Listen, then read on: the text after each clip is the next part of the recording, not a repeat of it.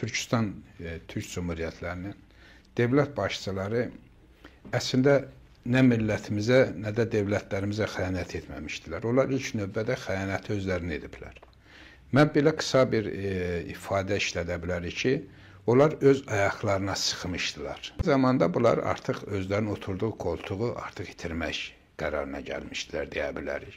Çünki bugün bu addımı atmışlarsa bir anlayış çıxır ki, bunlar ən dar momentdə böyük millətimizi və siyasi hədəflərimizə arxadan vura bilərlər, xəyanət edə bilərlərmiş. Bəlkə də ən yüngülü baş verdi ki, biz gələcəkdə nələri doğru və düzgün edə bilərik, hansı addımları atmalıyıq, o haqda daha ciddi qərarlar verək, düşünək, doğru və düzgün addımlar ataq. Mən hesab edirəm ki, gerçəkdən də Türkistan, Türk dövlətlərinin ilk növbədə Kıbrıs Yunanında biz belə deyirik, bir böyük elçilik açmaları, özəlliklə ilk olaraq Qazaxıstan, Tokayev liderliyində, sonra Türkmənistan və Özbəkistanın bu addımları atması və bundan sonra da ayın 4-də Səmərqənd sammitində Avropa Birliyinin Orta Asiya adı altında belə onlar elə keçirir. Dövlətləri ilə əməkdaşlıq forumu gerçəkləşdiriblər və həmin forumda Türkistan dövlətlərinin, Türk dövlətlərinin özəlliklə bir də Tacikistan ora daxil müzakirələr aparılıb, gələcəkdə necə əməkdaşlıq eləyərik. Bunlar öz əməkdaşlıqlarını bildirmək üçün birbaşa Kıbrıs Türk Cumhuriyyətinin varlığını də inkar ediblər və bildiriblər ki, bəyənnamədə ada Yunanistanındır, Yunan adasıdır, Yunanistan yer, Kipr Yunan dövlətinindir. Və eyni zamanda bilirsiniz, Kipr Yunan dövləti adında bir qurum Avropa Birliyinin üyəsidir.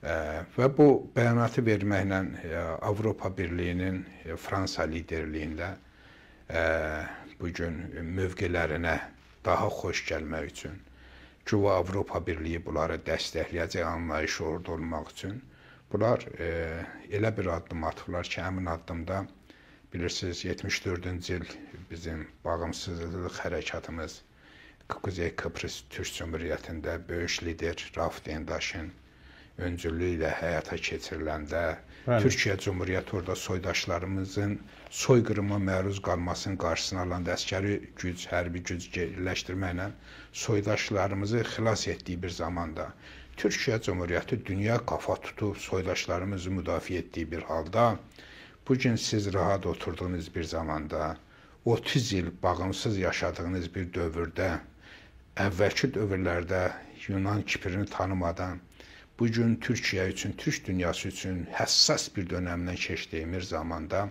siz böyük bir xəyanətə əl atmışsınız və bu xəyanətin də əsas özəlliyi odur ki, bilirsiniz, BMT-nin 441-550-ci maddələri var. Həmin maddələrə görə Kıbrısın bütöv tanınır, Kıbrıs, Kipr belə deyək, onların təbirində və həmin anlaşmaya görə bugün Türkiyənin orada varlığı qanunsuz sayılır, onların anlayışında. Baxmayaraq Türkiyə orada deyək ki, qarantor dövlət kimi iştirak edir ki, soydaşlarımız öldürülməsin. Cumhuriyyəti quran, elan edən yerli xalqdır. Türkiyə Cumhuriyyəti sadəcə onların güvənliyi üçün oradadır.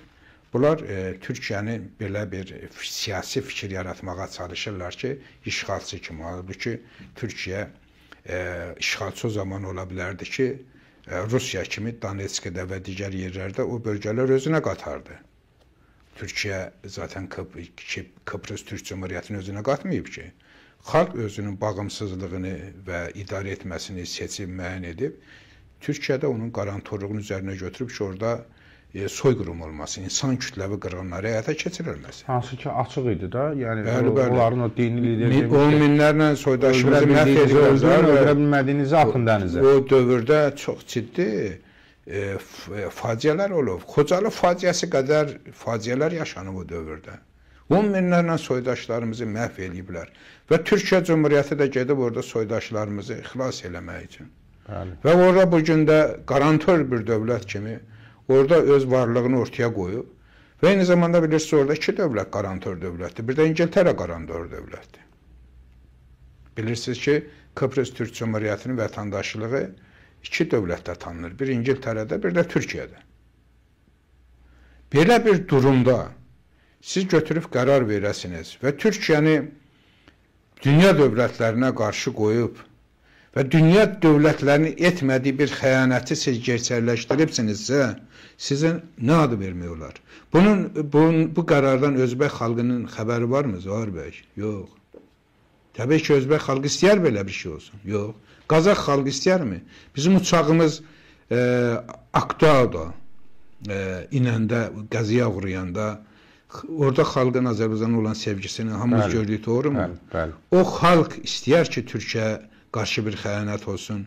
Qazaxıstanın Türk dünyasına xəyanətini eşitmək istəyərlərmi? Yox. Bugün Qazaxıstan aydınları, xalqı hansı acıları yaşayır? Siz o acıları onlara niyə yaşatdınız? Və eyni zamanda, təbii ki, mən Türkmenistanın o sərdarı var, onun haqqında danışmaq istəmirəm, o Çıppulu. Eşidirsənmi? Amma Sərdar Gül Məhəmmədov, onun haqqında danışmaq istəmirəm, o heç adı çəkiləsi adam deyil. Amma Şövkət Mirzoyevin belə bir xəyanət siyasətinin içərisində yer alması hələ də məni şaşırır. Hələ də mən düşünürəm ki, Şövkət Mirzoyev bu addım atmamalıydı. Mən Qazaxıstanın bağımsızlığında böyük fədakarlıq göstərən, Qazaxıstanı milli dövlətə çevirən Nazarbayev və Tokayevin xəyanətini bildiyim halda Tokayevdən hər addım atacağını gözləyən adamım. Amma Şövkət Mirzoyev hər kəsi şaşırmışdır. Şövkət Mirzoyevdən bugün heç mən danışmaq istəmirəm. Dilim gəlmir ki, mən onun haqqında nə danışım. Mən Özbək xalqının türk olduğunu nə qədər və türkül uğruna nə qədər mücadilə apardığını bilən bir adamam. Mən Özbəkistanda insanlarımızın nə qədər türk bilincində olduğunu bilən adamam. Özbəkistanın Türkiyə, Azərbaycana sevgisini bilən bir adamam.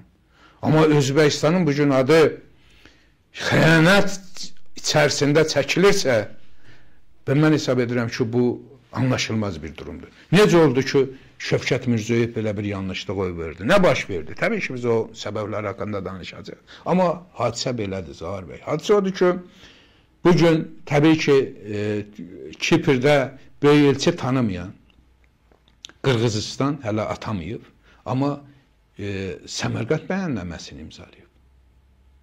Və eyni zamanda təbii ki, əhalisinin yarısından bəlkə də çoxsu türk olan Tacikistanın da Tacik anlayışınla, Fars anlayışınla bir sənədə bizə qarşı bir mövqe sərgiləməsini mən doğal qəbul edirəm.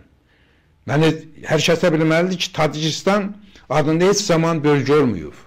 Heç zaman Tacik adına bir dövlət, orada bir varlıq olmayıb. Sovetlər Birliyi Tacikistanı Qafqazda Ermənistanın nə məqsədlərlə yaratdıqları üçün yaradıblar.